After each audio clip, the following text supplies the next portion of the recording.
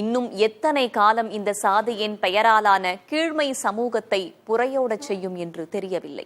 இந்த வேதனை குரலை மீண்டும் எழும்பச் செய்திருக்கிறது சிவகங்கை மாவட்டம் மானாமதுரை அருகே நடந்த சம்பவம்.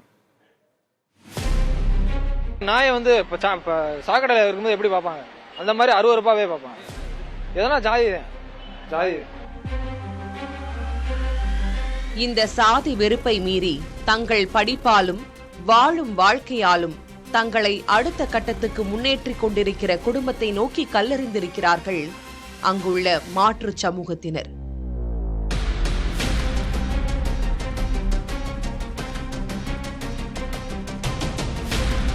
சிவகங்கை மாவட்டம் மானாமதுரை அருகில் மேலப்பிடாவூர் கிராமத்தைச் சேர்ந்த ஐயாசாமி சிவகங்கையில் உள்ள அரசு கல்லூரியில் 3ஆம் ஆண்டு படித்து வருகிறார். இவர் கல்லூரி முடித்துவிட்டு புல்லட்டில் வீடு திரும்பிய போது வீட்டின் அருகே மறைந்திருந்த சிலர் சாதியின் பெயரை கூறி அவரை கத்தியால் வெட்டியுள்ளனர். இந்த சாதியிலிருந்து எங்கள் முன்னே எப்படி புல்லட் ஓட்டலாம் என்று கூறி அந்த இளைஞரின் கைகளையும் அவர்கள் வெட்டியுள்ளதாக குடும்பத்தினர் தெரிவிக்கிறார்கள். என் மகன் காலேஜ் போயிட்டு வந்தேன். வண்டியில வேகமா வந்த உடனே எங்களை மிந்தி போற, நாங்க போறோம், இவங்க போய்கிட்டு இருந்திருக்காங்க. என் மகன் வேகமா ஓடிட்டு வந்திருக்கேன். என்ன வேகமா ஓடிட்டு போற, வாழ்ட்ட போடுறா அப்படின்னு சொல்லி கழுத்துல அப்படி ஓங்கிருக்காங்க. ஓங்கணுன்னா இந்த கை வெட்டு 3 நரம்பு வந்து வச்சு.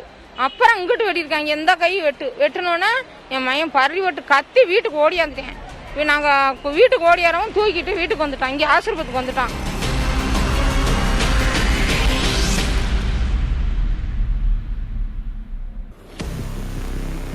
ஐயாசாமியின் குடும்பம் அந்த கிராமத்தில் சற்று வசதியாகவும் புதிதாக வீடுகள் கட்டியும் வாழ்ந்திருக்கின்றனர்.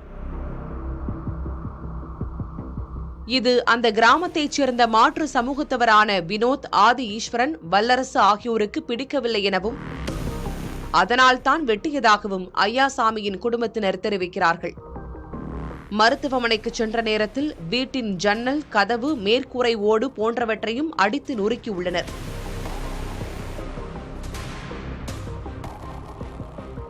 வீடு வாசம் எல்லாம் ஒட்டச்சு நொறுக்கி கந்து வந்தா வாழ்ட்ட வெட்டி 2 வீடு, 2 சென்ட்ரிங் வீடு, மீட்டர் பெட்டி, இது சுவிட்ச் பாக்ஸ், டீப் லைட்டு, டம்மு, தண்ணி பானை, குழம்பு சட்டி, சோத்து பானை, வீடே நொறுக்கி வாச பொட்டல்ல உடக்கு டீப்பு டயர் எல்லாம். கடந்த ஆண்டு ஐயாசாமியின் சித்தப்பா புல்லட் வாங்கிய நிலையில் வாங்கிய மறுநாளே அந்த பைக்கை அடித்து உடைத்துள்ளனர்.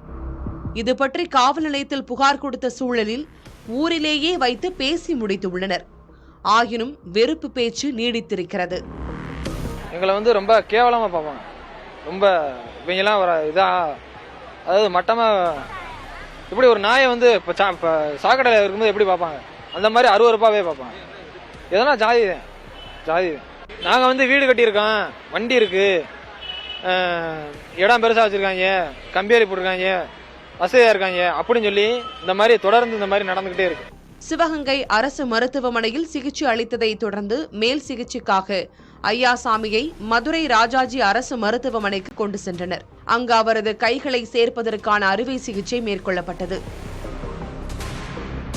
பட்டியலின இளைஞர் மீது தாக்குதல் நடத்தியது தொடர்பான புகாரில் வினோத், ஆதி ஈஸ்வரன் மற்றும் வல்லரசு ஆகிய 3 நபர்களையும் கைது செய்த காவல்துறையினர் சாதிய வன்கொடுமை தடுப்புச் சட்டத்தின் கீழ் விசாரித்து வருகின்றனர்.